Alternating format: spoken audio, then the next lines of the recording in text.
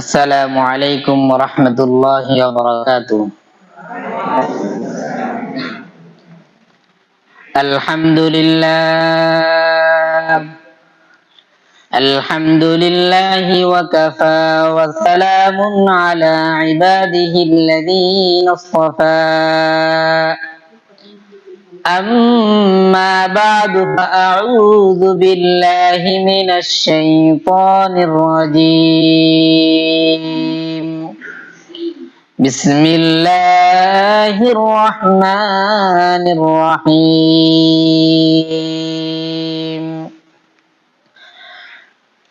شهر رمضان الذي أنزل فيه القرآن هدى للناس وبينات من الهدى والفرقان. صدق الله العلي العظيم. وقال رسول الله صلى الله عليه وسلم: إذا كان رمضان فتحت أبواب الجنة وغلقت أبواب جهنم وسلسلت الشياطين، أو كما قال عليه الصلاة والسلام.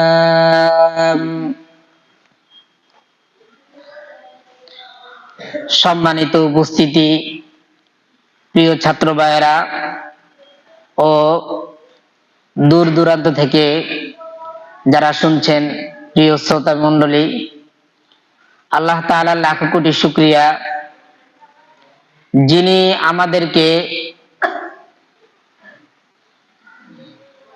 দুনিয়াতে প্রেরণ করার পর তার প্রিয় বান্দা হিসেবে কবুল করেছেন, এমনকি আমাদেরকে মুসলমান হওয়ার তৌফিক দান করেছেন।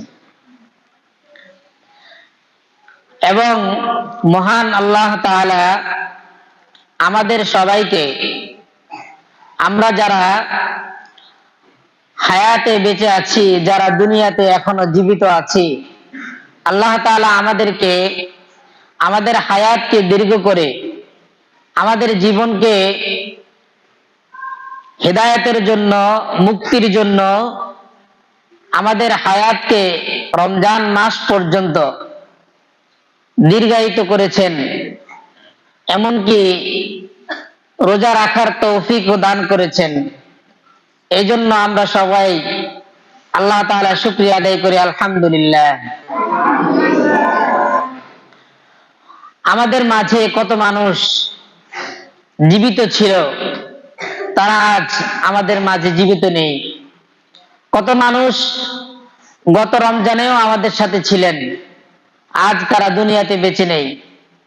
আমরা যারা দুনিয়াতে বেঁচে আছি, এমনকি আল্লাহ তাআলার রহমত, আল্লাহ তাআলার অনুগ্রহ এবং আল্লাহ তাআলার বিশেষ কৃপায় আমরা এতদিন পর্যন্ত, গত রমজান থেকে এই রমজান পর্যন্ত আমরা হায়াত পেয়েছি।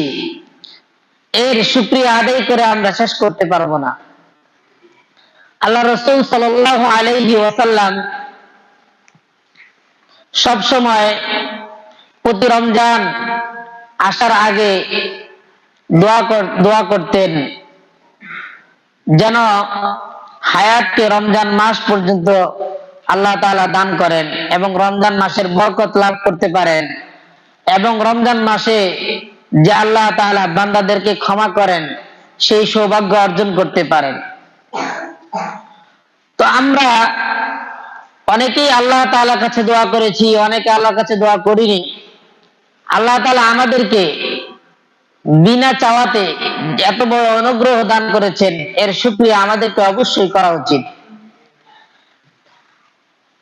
আমরা এই রমজান মাসকে পাবো, এই রমজান মাসকে পেয়ে আমরা রমজান মাসের হক আদায় করব, আল্লাহ তাআলা সন্তুষ্টি অর্জন করব, এই ইচ্ছা এবং এই আশা একজন মুমিনের থাকা উচিত এবং আবশ্যক।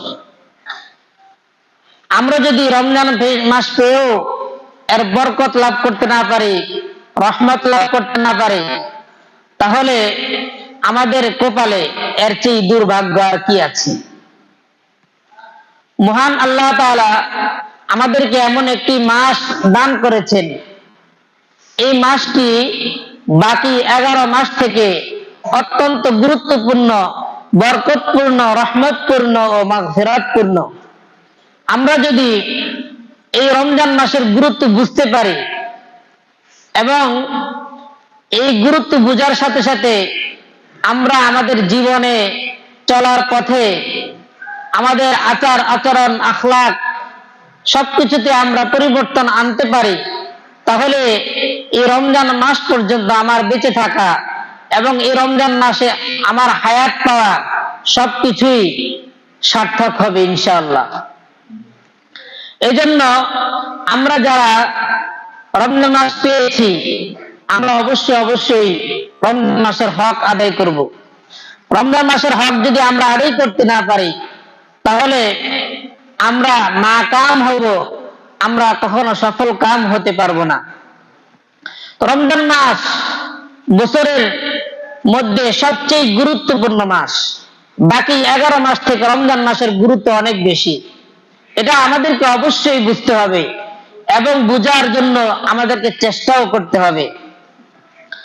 রমজান মাস এমন একটি মাস, যে মাসে আল্লাহ তাআলা মানুষ এবং জিন জাতির মুক্তির জন্য, মানুষ এবং জিন জাতির হেদায়েতের জন্য, মানুষ ও জিন জাতির নাজাতের জন্য এই রমজান মাসকে দান করেছেন।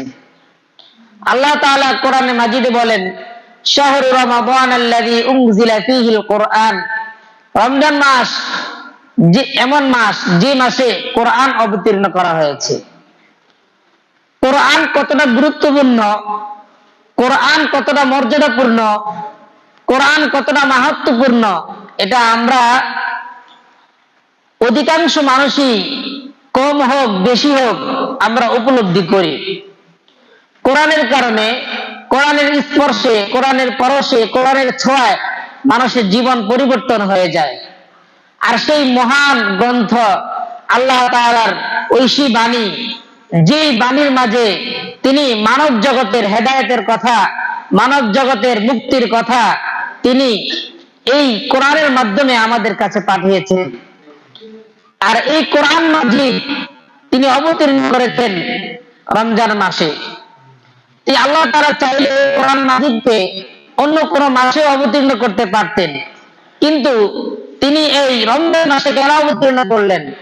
কারণ কোরআন যে মর্যাদা, সেই মর্যাদা অনুযায়ী তাকে মর্যাদাপূর্ণ মাসেই অবতীর্ণ করা এটা যৌক্তিক। আল্লাহ তাআলা সেই কোরআনকে রমজান মাসে অবতীর্ণ করেছেন, তাহলে আমাদের আর বোঝার বাকি নেই যে রমজান মাস কত গুরুত্বপূর্ণ আর কোরআন কত গুরুত্বপূর্ণ। এই রমজান মাস এমন একটি মাস, যে মাসে আমি যদি একটি নফল আদায় করি, তাহলে অন্য মাসে একটি ফরজ আদায়ের সমান সওয়াব আমি পাবো। আর এই মাসে যদি আমি একটি ফরজ আদায় করি, তাহলে অন্য মাসে 70টি ফরজ আদায় করলে যেই সওয়াব, আমি সেই সওয়াব পাবো। তাহলে রমজান মাসে চাঁদ ওঠার সাথে সাথে রমজান মাস শুরু হয়ে যায়। এই রমজান মাস কতটা গুরুত্বপূর্ণ সেটা আমরা হাদিস দ্বারা বুঝতে পারি। যে আমি মাত্র বললাম যে একটি নফল, একটি ফরজের পরিমাণ সওয়াব, একটি ফরজ 70টি ফরজের পরিমাণ সওয়াব। এজন্য আমাদের সকলের উচিত রমজান মাসে বেশি বেশি ইবাদত করা। রমজান মাস, এই মাসে আল্লাহ তাআলা তার রহমতের সকল দরজা খুলে দেন। যেমন নবীজি সাল্লাল্লাহু আলাইহি ওয়াসাল্লাম হাদিসে পাকে ইরশাদ করেন, ইযা কানা রমাদানু ফুতিহাত আবওয়াবুল জান্নাহ। যখন রমজান মাস আগত হয়, যখন রমজান মাস আমাদের কাছে আসে, যখন রমজান মাস আমাদের কাছে আগমন করে, তখন জান্নাতের সকল দরজা খুলে যায়। অগুল্লিকাত আবওয়াবু জাহান্নাম, এবং জাহান্নামের সকল দরজাকে বন্ধ করে দেওয়া হয়। অসুলসিলাতিশ শায়াতিন, এবং শয়তানকে শৃঙ্খলাবদ্ধ করা হয়। শিকলে বাঁধা হয়, শয়তানকে বেঁধে ফেলা হয়। কারণ মানুষ এই রমজান মাসে ইবাদত বন্দিগি করে আল্লাহ তাআলা সন্তুষ্টি অর্জন করে নিজের হেদায়েত অর্জন করবে, নিজের জীবনকে পরিবর্তন করবে। এই জন্য আল্লাহ তাআলা মানুষকে তার দিকে ধাবিত করার জন্য, মানুষের জীবন যেন পরিবর্তন হয়ে যায়, এই জন্য শয়তানকে কি করেন? রমজান মাসে আবদ্ধ করেন। তাহলে আমরা অনেকের প্রশ্ন আসতে পারে, যদি রমজান মাসে শয়তানকে বেঁধেই ফেলা হয়, তাহলে মানুষ যারা রমজানে খারাপ কাজ করে তাহলে তারা কিভাবে করে? তো এখানে ব্যাখ্যা হিসেবে মুফাসসিরগণ বলেন যে রমজান মাসে যারা খারাপ কাজ করে, শয়তানকে আবদ্ধ করার পরও তারা খারাপ কাজ করে, এটা কিভাবে সম্ভব? এটা সম্ভব হলো যে তারা রমজান মাসের আগে এতটাই খারাপ কাজ করছে যে তাদের খারাপ কাজের ধারাবাহিকতা এখনো চলমান।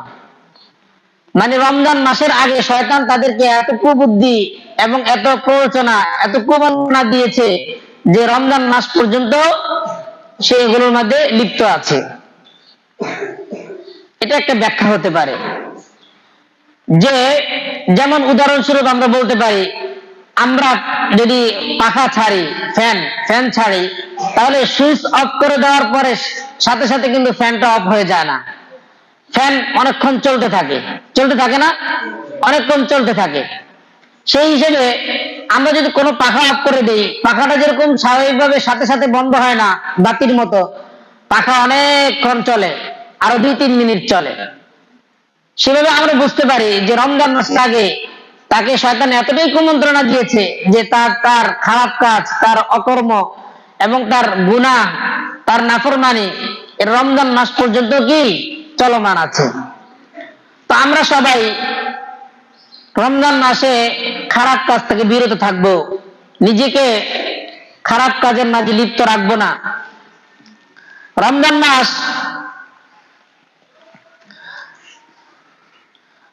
মাস হলো জাহান্নাম থেকে মুক্তির মাস, জাহান্নাম থেকে নাজাত পাওয়ার মাস, মুক্তির মাস। যেমন রমজান মাসে যারা বেশি বেশি দুরূদ শরীফ পাঠ করে, বেশি বেশি ইস্তিগফার পাঠ করে, তারা জাহান্নাম থেকে মুক্তি পায়। এজন্য হাদিসে পাকে এসেছে, ইন্না লিল্লাহি ইনদা কুল্লি ফিতরিন উতাকা, অর্থাৎ আল্লাহ তাআলা প্রত্যেক ইফতারের দিন, মানে প্রত্যেক দিন ইফতারের সময় অসংখ্য ব্যক্তিকে জাহান্নাম থেকে মুক্তি দেন। যদি আমরা রমজান মাসে রোজা রাখার সাথে সাথে বেশি বেশি দুরূদ শরীফ এবং ইস্তিগফার পাঠ করি, তাহলে আমরা আশা করতে পারি আল্লাহ তাআলা আমাদেরকেও জাহান্নামের আযাব থেকে কি দিবেন? মুক্তি দিবেন। যেমন একজন বান্দার আমলনামা, সারাদিনের আমলনামা সন্ধ্যায় আল্লাহর কাছে পেশ করা হয়, সারা রাতের আমলনামা সকালে পেশ করা হয়, অথবা সাপ্তাহিক আমলনামা সোমবার বৃহস্পতিবার পেশ করা হয়, অথবা তার সারা বছরের আমলনামা রমজান মাসে পেশ করা হয়। তো আমরা যদি রমজান মাসে ঠিক হয়ে যাই, সঠিক পথে চলার চেষ্টা করি, তাহলে অবশ্যই হাদিসের ভাষ্য অনুযায়ী ইন্না লিল্লাহি ইনদা কুল্লি ফিতরিন উতাকা, আল্লাহর কাছে আল্লাহ তাআলা প্রত্যেক দিন ইফতারের সময় অসংখ্য মানুষকে কি করেন? জাহান্নাম থেকে মুক্তি দেন। তো আমরা যদি সেই মুক্তির আশা করি, তাহলে অবশ্যই আমাদেরকে বেশি বেশি দুরূদ শরীফ, বেশি বেশি ইস্তিগফার আমাদেরকে পাঠ করতে হবে। রমজান মাসে আরেকটি গুরুত্বপূর্ণ আমল হলো যে পবিত্র মক্কা শরীফ গিয়ে উমরা করা। উমরাতুন ফি রমাদানা তা'দিলু হাজ্জাতিন, রমজান মাসে একটি উমরা করলে হজের পরিমাণ সওয়াব পাওয়া যায়। তো যাদের সামর্থ্য আছে, যাদের অর্থকড়ি আছে, তারা যদি উমরা করে রমজান মাসে, তাহলে তারা একটি পরিপূর্ণ কিভাবে হজের সওয়াব পাবে।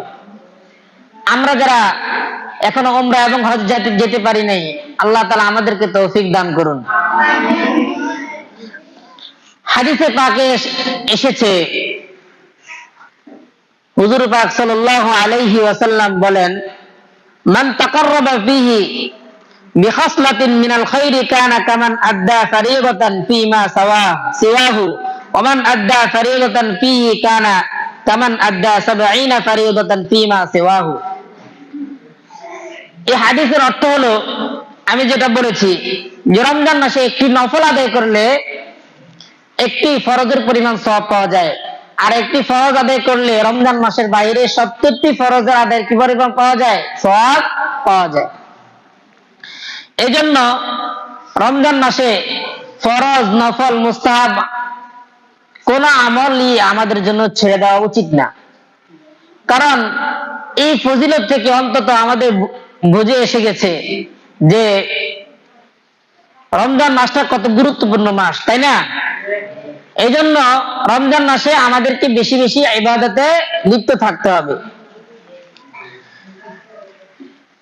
রমজান মাস হলো রহমতের মাস, বরকত ও মাগফিরাতের মাস, জাহান্নাম থেকে মুক্তি ও জান্নাত লাভের মাস। আজ থেকে রমজান মাস শুরু, আজকে প্রথম রোজা।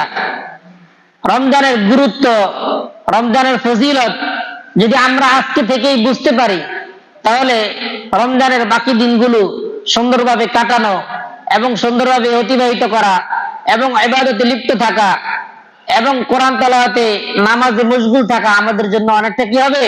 সহজ হবে।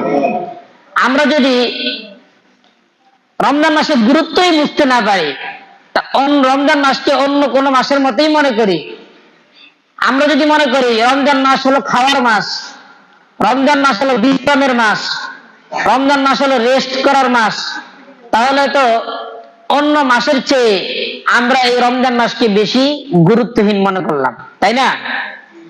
যদি রমজান মাসকে আমরা মনে করি যে রোজা যেহেতু রাখছি একটু রেস্ট বেশি করি, রোজা যেহেতু রাখছি একটু একটু বেশি করে ঘুমাই, রোজা যেহেতু রাখছি একটু বেশি গল্প গুজব করি, কারণ সারা বছর কাজ করতে হবে, রমজান মাসে রেস্ট করতে হবে, এগুলো যদি আমাদের মনোভাবে আসে তাহলে কি হবে? হবে না। কারণ নবীজি সাল্লাল্লাহু আলাইহি ওয়াসাল্লাম শাওয়াল মাস রোজ বেশি বেশি রোজা রাখতেন। কেন? শাওয়াল মাসে বেশি বেশি রোজা রাখতেন কেন? যেন রমজান মাসে পরিপূর্ণ উদ্যমতার সাথে, পরিপূর্ণ উৎফুল্লতার সাথে রমজানের রোজাগুলো কাটাতে পারেন, রমজানের রোজাগুলো অতিবাহিত করতে পারেন, যেন কোনো ধরনের কোনো গাফলতি, কোনো ধরনের অলসতা, উদাসীনতা যেন না আসে। বিখ্যাত একটি হাদিস নবীজি সাল্লাল্লাহু আলাইহি ওয়াসাল্লাম বলেন, আনা নবী সাল্লাল্লাহু আলাইহি ওয়াসাল্লাম রাকাল মিম্বারা ফাকালা আমিন আমিন আমিন। নবীজি সাল্লাল্লাহু আলাইহি ওয়াসাল্লাম মসজিদের মেহরাবের মধ্যে, এরকম মেহরাবের মধ্যে উঠলেন। মেহরাবের মধ্যে যখন 3টি সিঁড়ি থাকে, নবীজি এক সিঁড়ি করে উঠলেন আর বললেন আমিন আমিন আমিন।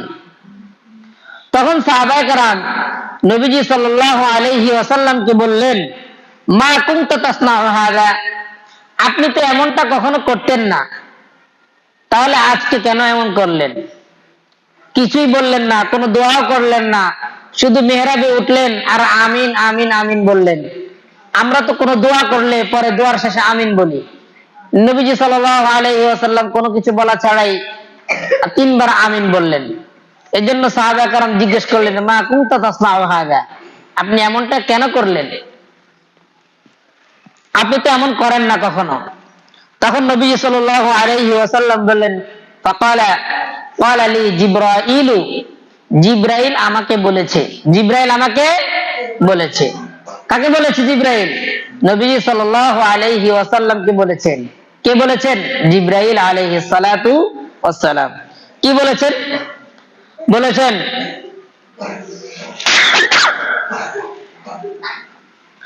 রাগিমা আনফু আবদিন আদরাকা আবাওয়াইহি আও আহাদাহুমা লাম ইউদখিলহু জান্নাহ। জিবরাইল নবীজি সাল্লাল্লাহু আলাইহি ওয়াসাল্লামকে বলেছেন, আপনার উম্মতের মধ্যে ওই ব্যক্তি দুর্ভাগ্য যে তার বাবা মা উভয়ের মধ্য থেকে কোন একজনকে অথবা উভয়কে দুনিয়াতে পেয়েছে কিন্তু সে জান্নাত লাভ করতে পারে নাই, তার জন্য কি দুর্ভাগ্য, তার জন্য হতাশা। কারণ বাবা মার খেদমত করা এটা কতটা গুরুত্বপূর্ণ, বাবা মার কথা মান্য করা, আনুগত্য করা, তাদের কথা অনুযায়ী চলা, তারা যেভাবে বলে সেভাবে নিজের জীবনকে চালানো, এগুলো কতটা গুরুত্বপূর্ণ এটা যার বাবা মা নেই সে বুঝবে, আর যার আছে সে কখনো বুঝবে না। আর বাবা মার গুরুত্ব এতটা বেশি যে জিব্রাইল বলেছে যে ব্যক্তি তার বাবা মা উভয়কে অথবা কোনো একজনকে পেয়ে সে নিজে জান্নাত লাভ করতে পারলো না, তার জন্য নাকাম অসফল মানুষ দুনিয়াতে আর নাই। তখন নবীজি বলেছেন আমিন, মানে নবীজি আমিন বলেছেন যে আল্লাহ কবুল করুক। তার মানে কি হলো যে সেই জন্য কি হয়, ধ্বংস হয়ে যায়। কি হয়ে যায়? ধ্বংস হয়ে যায়। সে এত বড় একটা সুযোগ পেয়েছে, তার বাবা মা দুজনকে পেয়েছে অথবা কোনো একজনকে পেয়েছে, কিন্তু সে তাদের খেদমত করে সে জান্নাত লাভ করতে পারে নাই। এর চেয়ে খারাপ, এর চেয়ে দুর্ভাগ্য, এর চেয়ে হতাশাজনক কথা আর কি হতে পারে? এই জন্য নবীজি সাল্লাল্লাহু আলাইহি ওয়াসাল্লাম কি বলেছেন? আমিন বলেছেন। এরপরে জিব্রাইল আলাইহিস সালাতু দ্বিতীয়বার বললেন, রাগিমা আনফু আবদিন দাখালা আলাইহি রমাদান লাম ইউগফার লাহু। জিব্রাইল বলতেছেন যে ব্যক্তির কাছে রমজান মাস আসলো, অর্থাৎ যে ব্যক্তি রমজান মাস পেল কিন্তু সে ইবাদত বন্দেগী করে আল্লাহ তাআলা সন্তুষ্টি অর্জন করতে পারলো না, তাহলে তার চেয়ে নাকাম, তার চেয়ে অসফল মানুষ দুনিয়াতে আরেকজন নেই, সেও ধ্বংস হোক। আর নবীজি দোয়া করেছেন আমিন। কি করেছেন? আমিন বলে দোয়া করেছেন। তাহলে আমরা কি বুঝলাম? তাহলে দুইবার আমিন বললেন, তৃতীয়বার আমিন কি? তৃতীয়বার জিব্রাইল আলাইহিস সালাম বললেন, রাগিমা আনফু ইমরিইন যুকিরতা ইনদাহু ফালাম ইউসাল্লি আলাইকা ফাকুলতু আমিন। যার নিকট নবীজি সাল্লাল্লাহু আলাইহি ওয়াসাল্লামের যার সামনে, যার উপস্থিতিতে নবীজি সাল্লাল্লাহু আলাইহি ওয়াসাল্লামের নাম উচ্চারণ করা হলো কিন্তু সে দুরূদ শরীফ পড়লো না, নবীজি সাল্লাল্লাহু আলাইহি ওয়াসাল্লাম তার উপরে কি বলেছেন? আমিন বলেছেন, সেও ধ্বংস হোক। তার মানে আমরা এই হাদিস থেকে কি শিখলাম? আমরা আমাদের বাবা মা দুজন যদি আমরা অবশ্যই আমাদেরকে তাদের খেদমত করে জান্নাত লাভ করা উচিত, তাই না? দুই নম্বরে জিব্রাইল ওই ব্যক্তির জন্য বদদোয়া করেছেন যে রমজান মাস পেয়েছে, সে নিজের জান্নাত লাভের জন্য হেদায়েত অর্জন করতে পারে নাই, রমজান মাস নিজের গুনাহ মাফ করাতে পারে নাই, তার জন্য কি করেছেন? বদদোয়া করেছেন। আর নবীজি কি বলেছেন? আমিন বলেছেন। তার মানে নবীজিও চান যে ব্যক্তি রমজান মাস পেয়ে গুনাহ ক্ষমা করতে পারে নাই, ক্ষমা করাইতে পারে নাই, আল্লাহ তাআলার কাছে প্রিয় বান্দা হতে পারে নাই, গুনাহ ক্ষমা করে সে ধ্বংস হোক। তৃতীয় নম্বরে যার নিকট নবীজির নাম উচ্চারণ করা হয়, যার সামনে নবীজির নাম উচ্চারণ করা হয়, সে যদি দুরূদ শরীফ না পড়ে সেও ধ্বংস হোক। তাহলে আমরা এই হাদিস থেকে শিখলাম আমরা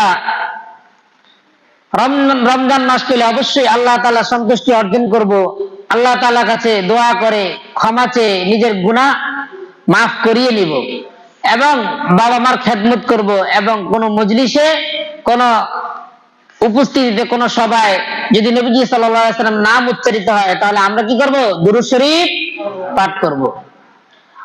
তাহলে জিব্রাইল আলাইহিস সালাতু ওয়াস সালাম যে বদদোয়া করেছেন, তাহলে আমরা সেই বদদোয়ার অন্তর্ভুক্ত হব না। যদি আমরা এর বিপরীত করি, ব্যতিক্রম করি, তাহলে আমাদের কপালও কি আছে? ধ্বংস। কি আছে? ধ্বংস। এ কারণে আমরা কখনো এই তিনটি বিষয়কে অবহেলা করব না। ইনশাআল্লাহ আল্লাহ আমাদেরকে তৌফিক দান করুন। আর এবার আসুন রমজান মাসের করণীয় সম্পর্কে। রমজান মাস তো শুরু হলো, আমরা প্রথম রোজা রাখলাম, আমাদের রমজান মাসে কি করণীয়? রমজান মাসে আমাদের প্রথম করণীয় হলো রোজা রাখা। কি রাখা? রোজা রাখা। আমরা যারা বালেগ হয়েছি, প্রাপ্তবয়স্ক হয়েছি, আমাদের উপর রোজা ফরজ হয়েছে, অবশ্যই আমাদের কি করতে হবে? রমজান মাসে রোজা রাখতে হবে। নামাজ যেভাবে ফরজ, রমজান মাসের রোজাও কি ফরজ। কেউ যদি মনে করে যে রোজা একটা দুইটা না রাখলে সমস্যা নাই, তাহলে সে কি আছে? ভুলের মধ্যে আছে। অবশ্যই নামাজ যেভাবে ফরজ, রমজান মাসের রোজাও কি ফরজ। অবশ্যই আমাকে রোজা রাখতে হবে, আমাকে নামাজ আদায় করতে হবে, রোজা রাখতে হবে। আমার অর্থ কড়ি থাকলে, ধন সম্পদ থাকলে যাকাত দিতে হবে, ধন সম্পদ থাকলে আমাকে হজ করতে হবে। এগুলো সবগুলো ফরজ। আমি যদি কোনো একটিকে অবহেলা করি, তাহলে আমি ফরজকে অবহেলা করলাম। আর রমজান মাসে একটি ফরজ আদায় করা অন্য মাসে কয়টি ফরজ আদায় করা সমান? 70টি। কয়টি? 70টি ফরজ আদায় করা সমান। যদি আমরা একটি ফরজ তরক করি, তাহলে 70টি ফরজ তরক করা সমান হবে না? এই জন্য আমরা রমজান মাসের রোজা সবাই কি করব? রাখবো। রমজান মাসের রোজা হলো রমজান মাসের একটি বিশেষ আমল। প্রত্যেক মুসলমানের উপর এই রোজা রাখা ফরজ। প্রত্যেক নর নারী, পুরুষ মহিলা সবার জন্য কি রাখা ফরজ? রমজান মাসের রোজা রাখা ফরজ। রমজান মাসের আরেকটি গুরুত্বপূর্ণ ইবাদত হলো তারাবি। রমজান মাসের প্রতিটি রাতে এশার নামাজের পর আমাদের তারাবি আদায় করতে হয়, তাই না? তারাবির নামাজ হলো আদায় করা কি? সুন্নতে মুআক্কাদা। কি? সুন্নতে মুআক্কাদা। আমাদেরকে অবশ্যই তারাবির নামাজ আদায় করতে হবে। তারাবি আমাদেরকে সবাইকে 20 রাকাত সুন্নতে মুআক্কাদা নিয়ত করে 20 রাকাত আদায় করতে হবে। সেটা কেউ সূরা তারাবি হোক, কেউ খতম তারাবি হোক, যার যেভাবে সুবিধা হয় সেভাবে আদায় করবে। তবে খতম তারাবির মধ্যে সওয়াব বেশি। কি বেশি? সওয়াব বেশি। আমি খতম তারাবির মধ্যে যদি দাঁড়িয়ে দাঁড়িয়ে কোরআন শুনি, তাহলে আমার কি সওয়াব বেশি হবে না কম হবে? বেশি হবে। এজন্য তারাবিতে আমরা পূর্ণ মনোযোগী হব। সবাই, পুরুষ মহিলা সবাই, কোন ধরনের অলসতা, কোন ধরনের উদাসীনতা, কোন ধরনের উপেক্ষা যেন আমাদেরকে স্পর্শ করতে না পারে। কারণ আমরা তারাবি শুধু রমজান মাসে আদায় করি, তাই না? রমজান মাসে শুধু আদায় করি, অন্য আর বাকি 11 মাস তো আমাদেরকে তারাবি আদায় করতে হয় না। তো 1 মাস তারাবি অবশ্যই আমাদেরকে গুরুত্ব দিতে হবে তারাবির প্রতি। আর এই তারাবি আদায় করার পিছনে হাদিসে পাকের মাঝে অসংখ্য জায়গায় তারাবির ফজিলত উল্লেখ করা হয়েছে এবং অনেক অনেক বেশি সওয়াবের কথাও বলা হয়েছে। আমরা যদি তারাবি আদায় করতে পারি, তাহলে এটাও রমজান মাসে একটি গুরুত্বপূর্ণ আমল নাজাত লাভের জন্য, তাই না? আমরা যদি নাজাত লাভ করতে চাই, মুক্তি লাভ করতে চাই, জাহান্নাম থেকে মুক্তি চাই, জান্নাত চাই, আল্লাহ তাআলার সন্তুষ্টি চাই, তাহলে অবশ্যই আমাদেরকে রমজান মাসের রোজা রাখার পাশাপাশি কি করতে হবে? তারাবির নামাজ আদায় করতে হবে। অনেকে মনে করে তারাবির নামাজ না পড়লেও চলে, কিন্তু এটা কোনোভাবেই সঠিক না। কারণ তারাবির নামাজ অবশ্যই আদায় করতে হবে। জোহরের নামাজের আগে 4 রাকাত সুন্নত যেরকম সুন্নতে মুআক্কাদা আদায় করতে হয়, তারাবির নামাজও কি করতে হয়? আদায় করতে হয়। সবাইকে 20 রাকাত তারাবি আদায় করতে হবে। এরপর রমজান মাসে আরেকটি গুরুত্বপূর্ণ আমল হলো দান করা। কি করা? দান করা। আমরা আমাদের সামর্থ্য অনুযায়ী রমজান মাসে দান করব। 2 টাকা, 5 টাকা, 10 টাকা, রমজান মাসে বেশি বেশি দান করব। আমি যদি 1 টাকা দান করি, তাহলে দান করার নফল ইবাদত। তা আমি যদি দান করি, তাহলে আমি ফরজের পরিমাণ কি পাবো? সওয়াব পাবো। আর বেশি বেশি দান করলে বিপদ আপদ দূর হয়। কি দূর হয়? বিপদ আপদ দূর হয়, বালা মুসিবত দূর হয়। এজন্য আমাদের সামর্থ্য অনুযায়ী আমাদেরকে দান করতে হবে। আমার কাছে যদি 10 টাকা থাকে, আমি 10 টাকাই দান করব না, 2 টাকা দান করব, 1 টাকা দান করব। আমার কাছে যদি 100 টাকা থাকে, তাহলে আমি 10 টাকা দান করব। এটা রমজান মাসের একটি গুরুত্বপূর্ণ ইবাদত। রমজানের রোজা, তারাবি এবং দান করা। কি করা? রোজা রাখা, তারাবি আদায় করা, দান করা।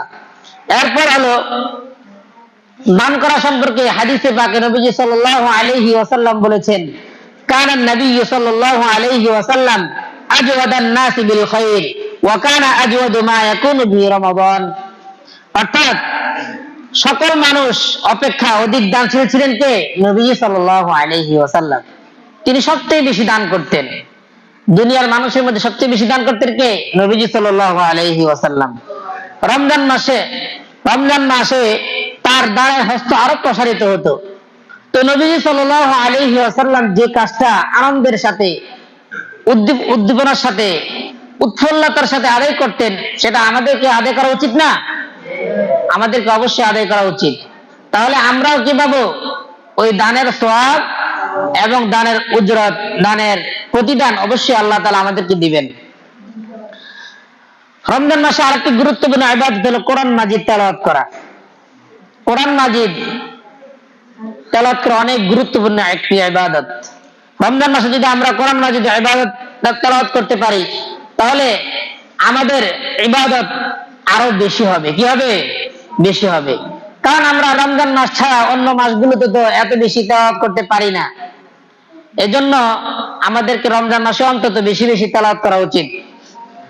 এই মাস কোরআন অবতরণের মাস।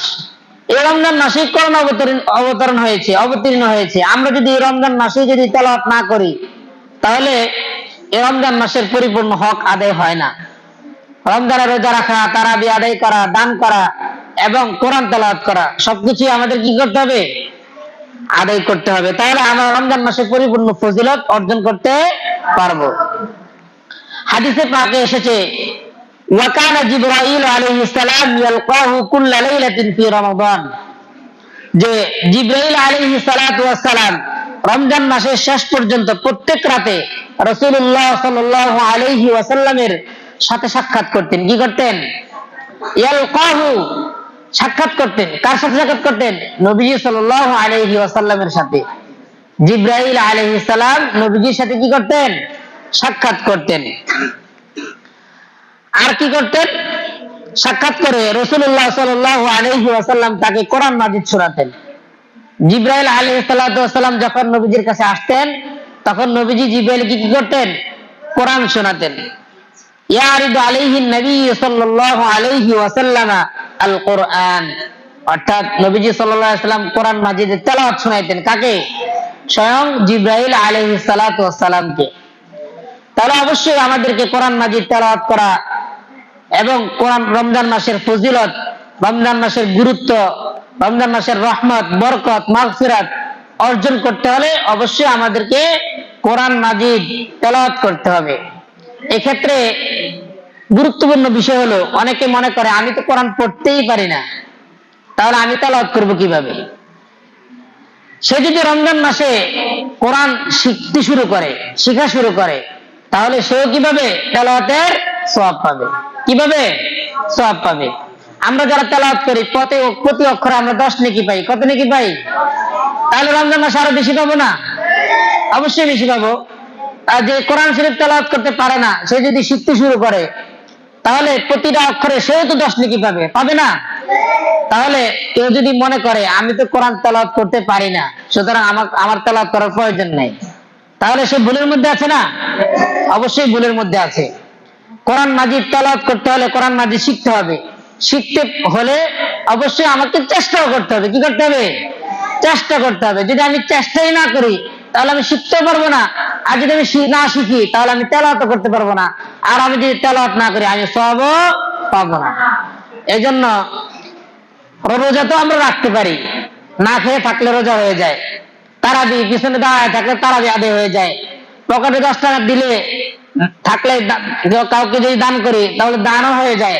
কিন্তু কোরআন শরীফ তেলাওয়াত করতে হলে কোরআন শরীফ কি করতে হবে? শিখতে হবে। কি করতে হবে? শিখতে হবে। শিখলেই সে তেলাওয়াত করতে পারবে। প্রতি রমজান আসে, 1 রমজান 2 রমজান করে তার জীবনে কত রমজান আসছে, সব রমজানই সে বলে আমি তো কোরআন মাজিদ শিখি না, বা আমি শিখতে পারি নাই, বা তেলাওয়াত করতে পারি না, আমি পারি না তেলাওয়াত করতে। প্রত্যেক রমজানে একই অভিযোগ, একই আফসোস, একই আক্ষেপ। যদি আফসোস, আক্ষেপ দূর করতে হয়, তাহলে অবশ্যই কি করতে হবে? কোরআন মাজিদ শিখতে হবে। এজন্য কোরআন মাজিদের যে বরকত, কোরআন মাজিদের ফজিলত, কোরআন মাজিদের মর্যাদা অবশ্যই আমাদেরকে বুঝতে হবে, এবং সেই অনুযায়ী কোরআন মাজিদের বরকত লাভের জন্য রমজান মাসে তেলাওয়াত করলে আরো বেশি সওয়াব। এই বিষয়গুলো যদি আমরা বুঝতে পারি, তাহলে অবশ্যই আমার শিখতে ইচ্ছে করবে, আর আমি শিখলে আমি বেশি বেশি তেলাওয়াত করতে পারবো। অতএব প্রত্যেকের উচিত রমজান মাসে অধিক পরিমাণ কি করা? কোরআন তেলাওয়াত করা, অথবা কোরআনের সাথে লেগে থাকা, কোরআনের তাফসিরে বসা, কোরআনের আলোচনায় বসা। আমি কায়দা হোক, আমপারা হোক, যেটা হোক, আমি যদি আলিফ বাতা থেকে শুরু করি তাও আমি কি পাবো? সওয়াব পাবো, কারণ আমি শিখতেছি। শিখলে তো অবশ্যই সওয়াব আছে। আমি তো তেলাওয়াত করার জন্যই শিখতেছি, এজন্য আল্লাহ তাআলা আমাকে কি দিবেন? অবশ্যই সওয়াব দিবেন, প্রতিদান দিবেন। এই গেল রমজানের রোজা, তারাবি, দান এবং কোরআন তেলাওয়াত। পঞ্চম নম্বর হলো নফল ইবাদত। কি ইবাদত? নফল ইবাদত। আমরা অন্যান্য মাসে আওয়াবিন আদায় করি, ইশরাকের নামাজ আদায় করি, এগুলো নফল ইবাদত। আর আমরা যদি রমজান মাসেও আমাদেরকে এই নফল ইবাদত গুলো ধরে রাখতে হবে। কি করতে হবে? ধরে রাখতে হবে। অন্য মাসে আওয়াবিন পড়লাম, কিন্তু রমজান মাসে ইফতারি এমন ভাবে খাইছি যে আওয়াবিন পড়তে পারছি না, অথবা ঘুমের কারণে ইশরাক করতে পারতেছি না, তাহলে তো রমজান মাস ছাড়া আমি ভালোই ছিলাম, নফল ইবাদত করতে পারি, কিন্তু রমজান মাসে আমি নফল ইবাদত করতে পারি না, তাহলে এখানে আমার লস হয়ে গেল না? যদি আমি রমজান মাসে আওয়াবিন ইশরাক আদায় করতে না পারি, তাহলে বোঝা গেল কি যে আমি রমজানের গুরুত্ব, রমজানের মাহাত্ম্য, রমজানের ফজিলত আমি এখনো উপলব্ধি করতে পারি নাই। যদি আমাকে রমজান মাসের ফজিলত অর্জন করতে হয়, রমজান মাসের গুরুত্ব, মর্যাদা আমি যদি বুঝি, তাহলে অবশ্যই আমার নিজ থেকে ইচ্ছে করবে নফল ইবাদতের জন্য। নফল ইবাদত এই মাসে শয়তানকে আল্লাহ তাআলা বেঁধে রাখে। কি রাখে? বেঁধে রাখে।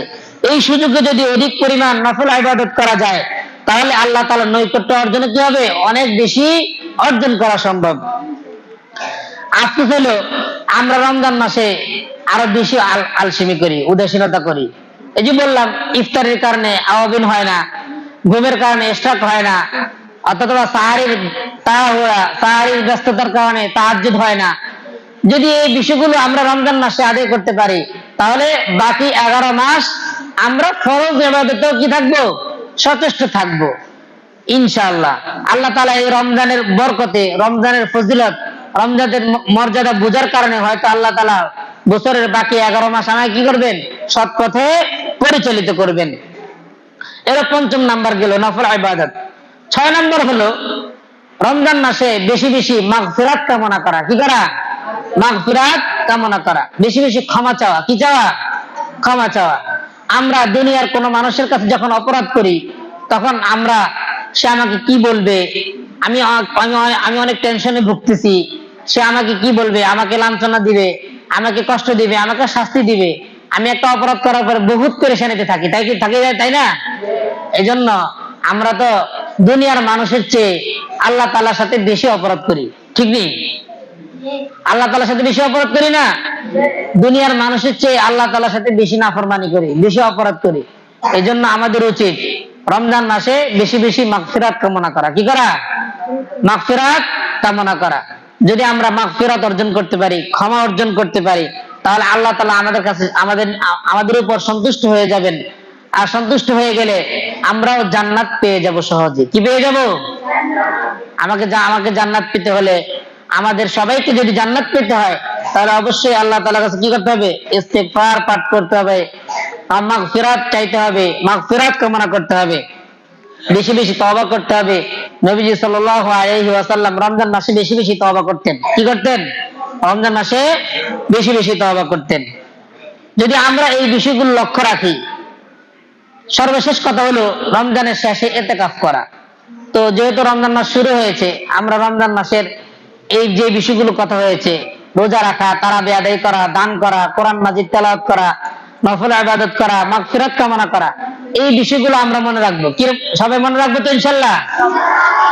হ্যাঁ, রোজা রাখা, তারাবি আদায় করা, দান করা, নফল ইবাদত করা, মাগফিরাত কামনা করা। কি করা? আর কোরআন মাজিদ তেলাওয়াত করা। এই বিষয়গুলো যদি আমরা খেয়াল রাখি, তাহলে আমরা রমজান মাসের হক কিছুটা হলেও কি আদায় করতে পারবো ইনশাআল্লাহ। সবাই আমরা রমজান মাসের ফজিলত, রমজান মাসের মর্যাদা, রমজান মাসের গুরুত্ব সম্পর্কে বুঝার চেষ্টা করব এবং সেই অনুযায়ী মানার চেষ্টা করব এবং চলার কি করব? চেষ্টা করব। আল্লাহ তাআলা আমাকে এবং আমাদের সবাইকে মানার তৌফিক দান করুন। ওয়া আখির দাওয়ানা আলহামদুলিল্লাহি রাব্বিল আলামিন।